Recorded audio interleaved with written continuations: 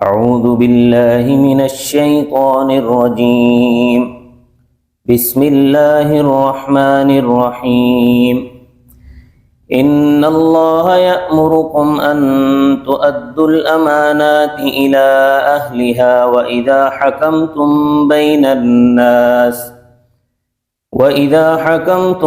بَيْنَ النَّاسِ أَن تَحْكُمُوا بِالْعَدْلِ إِنَّ اللَّهَ نِعِمَّا يَعِظُكُمْ بِهِ إِنَّ اللَّهَ كَانَ سَمِيعًا بَصِيرًا يَا أَيُّهَا الَّذِينَ آمَنُوا أَطِيعُوا اللَّهَ وَأَطِيعُوا الرَّسُولَ وَأُولِي الْأَمْرِ مِنكُمْ فَإِن تَنَازَعْتُمْ فِي شَيْءٍ فَرُدُّوهُ إِلَى اللَّهِ وَالرَّسُولِ إِن كُنتُمْ تُؤْمِنُونَ بِاللَّهِ وَالْيَوْمِ الْآخِرِ ذَلِكَ خَيْرٌ وَأَحْسَنُ تَأْوِيلًا صدق اللہ العظیم۔ فرمایا ان اللہ یأمرکم ان تؤدوا الامانات الی اہلہا، بے شک اللہ تعالیٰ تمہیں حکم کرتا ہے اس بات کا کہ تم امانتیں ادا کرو ان کے مالکوں کو۔ اگر کسی کے پاس کوئی امانت ہے تو وہ اس کے مالک کے حوالے کرے، چاہے وہ امانت کسی بھی چیز کی ہو، مال کی امانت ہو، مشورے کی امانت ہو، بات کی امانت ہو، علم کی امانت ہو۔ مثلا اگر کسی شخص نے کسی دوسرے شخص کے پاس کچھ مال رکھوایا ہے تو صاحب مال جب اپنا مال طلب کرے تو وہ اس کے حوالے کرے اور اس کی اس حد تک حفاظت کرے کہ روپے والے بٹوے پر جو دھاگا اس نے باندھا ہوا ہے اس دھاگے کو بھی تبدیل نہ کرے، جس طرح مالک نے پہنچائی ہے اسی طرح وہ اس کو واپس کرے۔ مشورے کی امانت یہ ہے کہ اگر کسی سے کوئی مشورہ لیا گیا ہے تو اس کے ذہن میں جو بات آئی ہے وہ اس کو بتا دے، اس میں ہیرا پھیری کرے گا تو خائن ہوگا۔ حدیث پاک میں آتا ہے کہ جس سے مشورہ طلب کیا گیا ہے وہ امین ہے، وہ مشورہ دینے میں خیانت نہ کرے۔ اور بات کی امانت اس طرح ہے کہ اگر کسی نے بات کرتے وقت دائیں بائیں دیکھا تو حدیث پاک میں آتا ہے کہ وہ بات تیرے پاس امانت ہے، کیونکہ بات کرتے وقت اس کا دائیں بائیں دیکھنا اس بات کی دلیل ہے کہ وہ یہ چاہتا ہے کہ اس بات کو کوئی اور شخص نہ سنے اور اس کا کسی اور کو علم نہ ہو، تو وہ بات اگر تم نے کسی کے سامنے بیان کر دی تو یہ خیانت ہوگی۔ حضرت صلی اللہ علیہ وسلم نے ارشاد فرمایا مومن آدمی میں ہر برائی کسی نہ کسی درجے میں ہو سکتی ہے مگر جھوٹ اور خیانت نہیں ہو سکتی۔ اگر کسی شخص میں جھوٹ ہے اور خیانت ہے تو سمجھ لو ایمان کی دولت سے محروم ہے۔ اسی طرح حضرت صلی اللہ علیہ وسلم سے پوچھا گیا کہ حضرت مومن بزدل بھی ہوتا ہے؟ فرمایا ہاں، کمزور ایمان ہو تو اس کے ساتھ بزدلی کی صفت بھی جمع ہو سکتی ہے۔ تو پھر پوچھا گیا کہ حضرت کیا مومن بخیل بھی ہوتا ہے؟ فرمایا ہاں، کامل مومن تو بخیل نہیں ہوتا مگر کمزور ایمان کے ساتھ بخل جمع ہو سکتا ہے۔ پھر سوال کیا گیا کہ حضرت کیا مومن جھوٹا بھی ہو سکتا ہے؟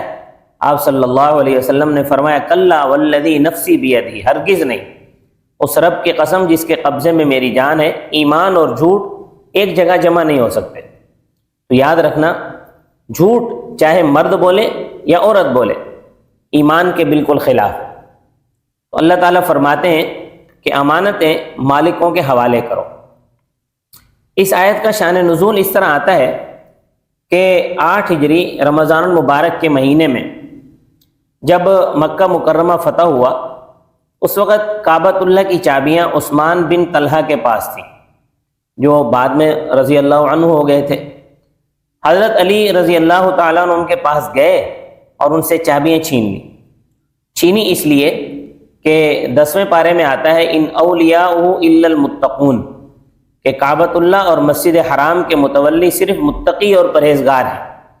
تو مشرک کس طرح کعبہ کا اہل ہو سکتا ہے، اس کا متولی بننے کا اہل ہو سکتا ہے، کیونکہ عثمان بن طلحہ اس وقت مشرک تھے، بعد میں رضی اللہ عنہ ہوئے۔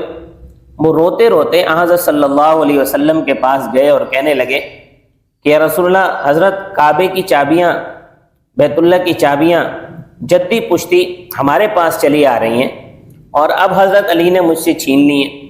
حضرت صلی اللہ علیہ وسلم نے حضرت علی کو بلایا اور ان سے پوچھا کہ علی، تم نے ان سے کعبے کی چابیاں چھینی ہیں؟ انہوں نے کہا ہاں حضرت چھینی ہیں، کیونکہ اللہ تعالیٰ کا ارشاد ہے ان اولیاءہ الا المتقون، اور یہ تو مشرک ہے، اس کا کعبۃ اللہ سے کیا تعلق ہے؟ تو حضرت عثمان بن طلحہ نے کہا حضرت میں مسلمان ہوتا ہوں، اور وہ آپ صلی اللہ علیہ وسلم کے سامنے وہیں مسلمان ہو گئے۔ تو حضرت صلی اللہ علیہ وسلم نے وہ چابیاں حضرت علی سے لے کر ان کو دے دیں اور فرمایا کہ یہ چابیاں نسل در نسل تمہارے پاس ہی رہیں گی۔ انہوں نے اپنی وفات کے وقت اپنے بھائی شیبہ ابن طلحہ کو وہ دے دی۔ سننے میں تو یہی آتا ہے کہ آج بھی بیت اللہ کی چابیاں جس شخص کے پاس ہیں وہ حضرت عثمان بن طلحہ کے خاندان کا ہی ہے۔ تو اس وقت یہ آیت کریمہ نازل ہوئی، اللہ تبارک و تعالی نے ارشاد فرمایا ان اللہ یأمرکم، بے شک اللہ تعالیٰ تمہیں حکم دیتا ہے ان تؤدوا الامانات الی اہلہا، یہ کہ ادا کرو امانتیں ان کے اہل کو، وَإِذَا حَكَمْتُمْ بَيْنَ النَّاسِ، اور جب تم فیصلہ کرو لوگوں کے درمیان، ان تحکموا بالعدل، یہ کہ فیصلہ کرو انصاف کے ساتھ، ان اللہ نعم ما یعظکم بہ، بے شک اچھی ہے وہ چیز جس کی اللہ تعالیٰ تمہیں نصیحت کرتا ہے کہ عدل سے کام لو، یعنی امانت ادا کرو، عدل سے کام لو۔ ان اللہ کان سمیعا بصیرا، بے شک اللہ تعالیٰ سننے والا ہے اور دیکھنے والا ہے، یعنی اللہ تمہاری باتوں کو سنتا بھی ہے اور تمہاری کارروائیوں کو دیکھتا بھی ہے، اس سے کوئی چیز مخفی نہیں ہے۔ اب اس سے جو اگلی آیت کریمہ ہے اس کا شان نزول بھی ہے، وہ اس طرح ہے، حضرت صلی اللہ علیہ وسلم نے مجاہدین کا ایک لشکر ایک محاذ پر بھیجنا چاہا۔ اس لشکر میں حضرت عبداللہ بن عمر بن خطاب رضی اللہ عنہ بھی شامل تھے۔ آپ صلی اللہ علیہ وسلم نے اس لشکر کا امیر حضرت عبداللہ بن حذافہ سہمی رضی اللہ تعالیٰ عنہ کو مقرر فرمایا۔ یہ بڑے قابل اور بڑے خوبصورت جوان تھے، مگر طبیعت ان کی بڑی جذباتی تھی۔ لشکر بھیجتے وقت حضرت صلی اللہ علیہ وسلم نے فرمایا کہ میں نے اس کو تمہارے اوپر امیر مقرر کیا ہے، لہٰذا اس کی اطاعت کرنا تم پر فرض ہے۔ چنانچہ لشکر روانہ ہو گیا۔ راستے میں ایک مقام پر امیر نے کسی کام کے کرنے کا حکم دیا، کام کیا تھا اس کا ذکر حدیث میں نہیں ہے۔ بخاری شریف کی روایت میں ہے کہ کوئی حکم دیا مگر لشکر نے قیل و قال سے کام لیا، یا تو گرمی کی وجہ سے یا تھکے ماندے ہونے کی وجہ سے لشکر نے سستی کا مظاہرہ کیا، تو انہوں نے حکم دیا کہ سارے اکٹھے ہو جاؤ۔ جب سارا لشکر اکٹھا ہو گیا تو کہنے لگے کہ حضرت صلی اللہ علیہ وسلم نے تمہیں حکم نہیں دیا تھا کہ میری اطاعت کرنا؟ لشکر نے کہا حکم تو دیا تھا۔ تو کہنے لگے میں امیر ہونے کی حیثیت سے حکم دیتا ہوں کہ جاؤ جنگل سے لکڑیاں اکٹھی کر کے لاؤ، خشک لکڑیاں جمع کر کے لاؤ۔ لشکریوں نے خشک لکڑیاں جمع کی، ڈھیر لگا دیا، تو کہنے لگے اب تم ان کو آگ لگا دو۔ انہوں نے آگ لگا دی۔ جب شعلے بھڑک اٹھے تو کہنے لگے میں تمہیں حکم دیتا ہوں کہ آگ میں چھلانگ لگا دو۔ اب بعض نے آگ میں چھلانگ لگانے کا ارادہ کیا اور بعض رک گئے۔ حضرت عبداللہ بن عمر رضی اللہ تعالیٰ عنہ نے ساتھیوں سے فرمایا کہ بھائی آگ میں چھلانگ نہیں لگانی، اس لیے کہ آگ سے بچنے کے لیے ہی تو ہم نے کلمہ پڑھا ہے، اگر کلمہ پڑھنے کے بعد بھی ہمارے لیے آگ ہے تو ہمیں کلمہ پڑھنے کا کیا فائدہ؟ چنانچہ کسی نے بھی آگ میں چھلانگ نہ لگائی۔ کچھ دیر بعد حضرت عبداللہ بن حذافہ سہمی جو امیر لشکر تھے ان کا غصہ بھی ٹھنڈا ہو گیا اور آگ بھی ٹھنڈی ہو گئی۔ مہم سے واپسی پر یہ مقدمہ حضرت صلی اللہ علیہ وسلم کے سامنے پیش ہوا تو حضرت صلی اللہ علیہ وسلم نے ارشاد فرمایا کہ اگر تم آگ میں چھلانگ لگا دیتے تو یہ خودکشی ہوتی اور تم سارے کے سارے دوزخ میں جاتے، اور فرمایا لا طاعت لمخلوق فی معصیت الخالق، کہ اللہ تعالیٰ کی نافرمانی میں مخلوق کی اطاعت نہیں ہے۔ اللہ تعالیٰ اور اس کے رسول صلی اللہ علیہ وسلم نے جو حکم دیا ہے اس کے مقابلے میں ماں باپ کا حکم یا بادشاہ کا حکم ماننا جائز نہیں ہے۔ حضرت عبداللہ بن حذافہ سہمی رضی اللہ تعالیٰ عنہ نے جذبات میں آ کر یہ بات کہہ دی تھی، حالانکہ وہ بڑے جلیل القدر صحابی تھے۔ حضرت عبداللہ بن حذافہ سہمی کا ایک اور واقعہ بھی بڑا مشہور ہے۔ حضرت عمر رضی اللہ تعالیٰ عنہ کے دور میں جب رومیوں کے ساتھ جنگ ہو رہی تھی تو یہ بھی ان میں اس جنگ میں شریک تھے، تو ایک مقام پر یہ گرفتار ہو گئے اور ان کے ساتھ دوسرے قیدی بھی گرفتار ہوئے۔ تو جب ہرقل روم یعنی جس کو قیصر کہا جاتا تھا، قیصر جس کا لقب تھا، اس کے سامنے پیش کیا گیا تو اس کی نظر جب حضرت عبداللہ بن حذافہ پر پڑی کہ بڑا خوبصورت اور صحت مند جوان ہے، تو اس نے ان سے گفتگو کی تو وہ بھی بڑی معقول تھی۔ تو ہرقل روم نے کہا، اے برخوردار، تو اس طرح کر کہ تو عیسائی بن جا، اُزَوِّجُکَ ابنتی، میں تجھے اپنی بیٹی کا رشتہ دے دوں گا، اور میں تجھے اپنے ملک میں شریک کر لوں گا، کوئی بڑا عہدہ دے دوں گا، یعنی وزارت عظمیٰ تیرے حوالے کر دوں گا۔ حضرت عبداللہ بن حذافہ سہمی رضی اللہ تعالیٰ عنہ نے اس سے کہا کہ ذرا تو اپنے الفاظ دہرانا، تو کیا کہہ رہا ہے تاکہ میں اچھی طرح سمجھ لوں۔ تو ہرقل نے اپنے الفاظ دہرائے کہ میں تجھے اپنی لڑکی کا رشتہ دینا چاہتا ہوں، تجھے میں ملک میں بڑا عہدہ بھی دوں گا اگر تم عیسائی بن جاؤ۔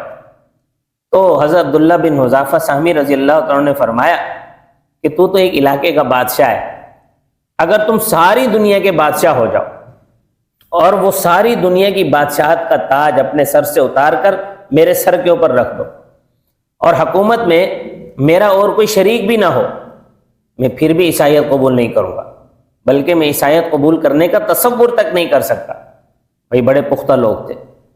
ابن کثیر رحمۃ اللہ علیہ یہ واقعہ نقل کرتے ہیں کہ لوہے کے بڑے بڑے کڑاہ جن میں گڑ بنایا جاتا ہے ان میں تیل ڈالا ہوا تھا، ایک ایک قیدی کو جلتے ہوئے تیل میں ڈالتے تھے، وہ پکوڑے کی طرح تلا جاتا تھا، مگر ایمان سے کوئی نہ پھرا۔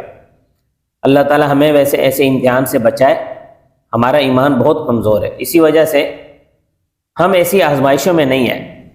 پہلے زمانے میں ایسے لوگ بھی گزرے ہیں جن کو ناف تک زمین میں گاڑ کر سر پر آری رکھ کر مطالبہ ہوتا تھا کہ ایمان چھوڑ دو، ورنہ ہم تمہیں آری سے چیر کر 2 ٹکڑے کر دیں گے۔ وہ 2 ٹکڑے ہو جاتے تھے، ایمان نہیں چھوڑتے تھے۔ اور ایسے لوگ بھی گزرے ہیں کہ لوہے کی کنگھیوں سے جن کے جسموں کو چھیل دیا گیا، ان کے جسم سے چمڑے اور گوشت ادھیڑ دیے جاتے تھے، صرف ہڈیاں رہ جاتی تھیں، ان سے مطالبہ کیا جاتا تھا کہ ایمان چھوڑ دو۔ وہ اپنا جسم ادھڑوا لیتے تھے، گوشت ادھڑوا لیتے تھے، ایمان نہیں چھوڑتے تھے۔ تو اللہ تعالیٰ فرماتے ہیں، یا ایھا الذین آمنوا، اے وہ لوگوں جو ایمان لائے ہو، اطیعوا اللہ و اطیعوا الرسول، اطاعت کرو اللہ تعالیٰ کی اور رسول صلی اللہ علیہ وسلم کی، وَأُولِي الْأَمْرِ مِنْكُمْ، اور ان کی جو تم میں سے حکم والے ہیں، فَإِن تَنَازَعْتُمْ فِي شَيْءٍ، بس اگر جھگڑا کرو تم کسی چیز میں، یعنی تم کچھ کہتے ہو اور حاکم کچھ کہتا ہے، فَرُدُّوهُ إِلَى اللَّهِ وَالرَّسُولِ، بس لوٹاؤ تم اس کو اللہ تعالیٰ کی طرف اور رسول صلی اللہ علیہ وسلم کی طرف، کیونکہ مسلمانوں کی آخری عدالت تو اللہ تعالیٰ اور اس کے رسول ہی ہیں، اور تو کوئی عدالت نہیں ہے۔ ان کنتم تؤمنون باللہ، اگر تم ایمان رکھتے ہو اللہ تعالیٰ پر، والیوم الآخر، اور آخرت کے دن پر۔ اگر بادشاہ اور رعایا میں کوئی جھگڑا ہو جائے تو اللہ تعالیٰ اور اس کے رسول صلی اللہ علیہ وسلم کی طرف رجوع کرو، وہ فیصلہ فرمائیں گے، اور جو فیصلہ وہ فرمائیں اس کو قبول کرو۔ اور آپ صلی اللہ علیہ وسلم کا فیصلہ یہی ہے کہ اللہ تعالیٰ کی نافرمانی میں مخلوق کی اطاعت نہیں ہے۔ تو فرمایا ذالک خیر و احسن تأویلا، یہی چیز بہتر ہے اور اچھی ہے انجام کے اعتبار سے، کہ تم نے آخری عدالت اللہ تعالیٰ اور اس کے رسول صلی اللہ علیہ وسلم کو تسلیم کیا ہے، اور یہی انجام کے اعتبار سے بہت اچھی چیز ہے۔ اللہ تبارک و تعالی ہمیں صحیح مسلمان بننے کی توفیق عطا فرمائے۔ وما علینا الا البلاغ المبین۔